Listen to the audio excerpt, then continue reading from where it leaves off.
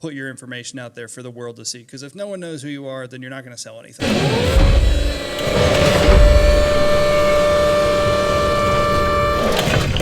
Hey everyone, Mike Witt with Ryan Weber here today on the 25th episode of the Complacency Kills podcast here at Kontek. You guys have probably seen me if you've watched our podcast ever. Mike Witt, I'm our Director of Sales and Marketing here. And actually a good buddy of mine, as well as the dude behind the scenes that's been making all of our video content for us for the last 3+ years, Ryan Weber. So Ryan, I want you to say hi to everyone. And, well, hello guys. I probably have met most of the people that are watching this because I see them at Industry Day when we film stuff. So, but yeah, I'm usually on the other side. But here we are. Yeah. So thanks for coming out. So Ryan usually comes and visits us at least 10 to 12 times a year.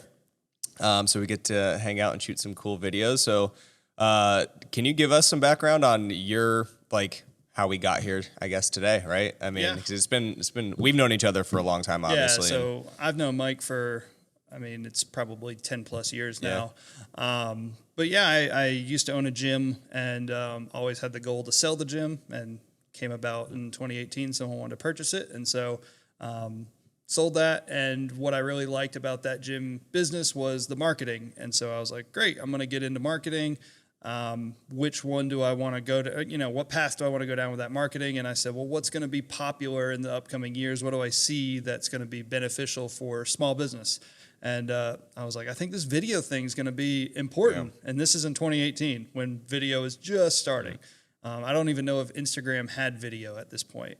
And so learned off of YouTube, studied, bought a bunch of gear because I actually had money because I sold a business, and just kind of practiced and learned. And, a few years in, got shooting with more and more people, and here we are today. I've probably worked with 50 or 60 different businesses and shoot a lot now. I was going to say, you work with a bunch of different industries, right? Mm-hmm. Obviously, we're in this weird niche of armor and a bunch of tactical dude stuff, but you do everything, right? Fitness. So I only work with businesses. People ask me, do you shoot weddings? No, I don't do emotions. That ain't my thing. So pretty much anything business. And really I'm a marketing person that just learned video to help businesses market. Right. But yeah, I've got lawyers, I've got other gyms, I've got obviously Kontek. I've worked with Blue Ridge Armor a few times, B4DI. So I've got a few in this industry. But mostly it's I call them the boring businesses, like CPAs. Doctors, lawyers. Why? Well, they got a whole bunch of money and they need to get their message out. They need to market. Yeah, they need to market. Yeah, no doubt. So, one of the things I always toy with, and this is more of a marketing kind of thing, but I feel like it's probably really important to your business, is where do you draw the line in terms of focus for businesses when it comes to the actual video content that you're shooting, the quality, the theatrics, all that kind of fun stuff behind it, versus how much do you focus on the SEO and SEM for YouTube? Because I feel at least my experience is you have to have a good balancing act. So if you're really great at one, you're not gonna, and you don't have the other, you're still gonna fail. So I was just curious what your experience has been. I kind of, the quality doesn't matter as much unless you want a perception. So if you have an up and coming business, you don't need to have the best quality. Right. You need to get stuff out there. It's more important for you to be consistent and put your information out there for the world to see. Because if no one knows who you are, then you're not going to sell anything. Mm-hmm. And kind of one of our philosophies we try to do as much as possible is you show, don't tell. Right. I can talk about stuff all day long, but until you see it. And that's why video is so powerful, because you got to see either the person that we're talking to for sales or the product or how it works. So being able to do that's concise and easy for whoever's watching to digest. That's kind of the way that we kind of focus it. Obviously, if you hit the right keywords, you get more opportunities for people to see it. But at the end of the day, it's just how many eyeballs can I get on this that's going to reach the person that I'm trying to show it to. Yeah. And what are your, I feel more and more, and we even, I feel trend in the direction of short, concise content.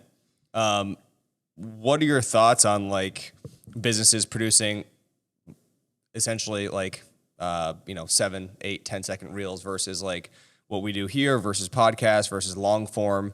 Like what's been your experience with businesses on that? I mean, I think you need a good mix of short, medium, and long. Yeah. So I think podcasting is a great way to do long. There's a lot of people that just click, and people that are watching right now, they might just be sitting at work and click, or they're riding and they want to look over and see an expression or something. So it's a good tool to have long form. I do like podcast, or if you're doing a new product release, you can have a long form video that's 20 or 30 minutes going over that product. Yeah. Medium is kind of in that like 5 to 15 minute range, and it's still very beneficial. YouTube's the number 2 search engine in the world. It's almost passing all of the TV and streaming platforms as far as how much it's viewed. So most of that's 5 to 15 minutes. But now with TikTok, like if you're trying to reach a younger audience, they have less of an attention span. Right. And also if you're not educating, if you're just trying to show something cool, just entertain. If it's just entertainment, it can be quick. Right. So typically I say the more educational is in that medium range, the more conversational is in the long form range, and the more sleek and sexy and cool is in that short form under a minute range. Yeah. Okay. And what would you suggest for businesses? I feel like it probably depends on what market you're serving, what field you work in, but like what are the main social media platforms that, like, if you're going to a new business, like, hey, and they have no social media presence, where do you tell them to start? Yeah, it's all dependent on who their target audience is. Okay. That's always my number one question. And then the number 2 question is, well, where are you getting your current traffic? And so we try and mimic that on the internet. Okay. What I like the most, I think YouTube is the best one, because you have the searchability, you have the availability to do the short, medium, and long form on it. And also it kind of helps you build that audience for being able to move them off the platform and into sales. So it's a great platform for education. It's a great platform for people that want to be entertained. So, I think YouTube's the best. If I were to suggest, if someone's like, it doesn't matter, I don't have anything. I like that the best personally. Yeah. And so I usually gravitate towards that. Okay. And with the change-ups in social media, what are your thoughts on Thread and X now? I've actually never had Twitter, never used it. Me neither. So now I'm not an Xer either, or whatever I don't send X's. I don't I don't think I'm going to start. And also I got a Threads, but I used it like within the first week. I haven't used it again. And is this, I haven't even dealt with it. Is it essentially like a replication of Instagram? It's a replication of Twitter. Of Twitter. Got it. Okay. Just words. And I think you can put pictures and stuff on there, but they're trying to really prioritize captions. Right. Yeah. So I don't think they did a great job with their marketing of that, because they just kind of released it and then never did follow up of like, here's how creators can monetize it. Here's how you can use it in your business. Here's what we're prioritizing in it. They just kind of launched and was like, screw you, Twitter. Yeah. We're launching something too, and at a fraction of the price. Right. And then, what? So weeks later is when the rebrand to X. If you're trying to reach people in the, typically our age, kind of that 30 to 40-year-old person, Instagram is probably a really, really good tool for you. Yeah. If you're trying to reach salespeople that are also going to be using this platform, LinkedIn is a great platform, because salespeople are sitting on LinkedIn trying to reach other business people. Yep. And then if you're trying to reach that older crowd, kind of that 40 plus, Facebook's a great platform. Yeah. And then anything kind of 25-ish and under, TikTok's great. And YouTube, the great thing about it runs the gamut. So that's why I like it. Yeah. So the most important question in all of this, though, is, because I've been reading in the news back and forth, it's gone back and forth over the last 3 weeks. Do you think Musk and Zuckerberg are actually going to battle in the Coliseum? I want him to throw down. I'm putting my money on Elon. He's got the girth to him. It's kind of like a sumo wrestler. Yeah, but I do feel like Zuckerberg has been really promoting and showcasing he's taking his training seriously, and I agree. Is Elon really? But could you put 150 pounds guy against a sumo wrestler? Yeah, no. He's just going to get sat on. Yeah. And I think that's going to happen. Yeah. Elon's gonna just suffocate him with that gut. Well, I'm curious though if it's. I read it was an MMA, but yeah, I'll be curious if they do perform this. I'll be curious if it's striking or if it's literally just gonna be like jiu-jitsu / wrestling. And I think it's gonna be more of man hugging. Yeah.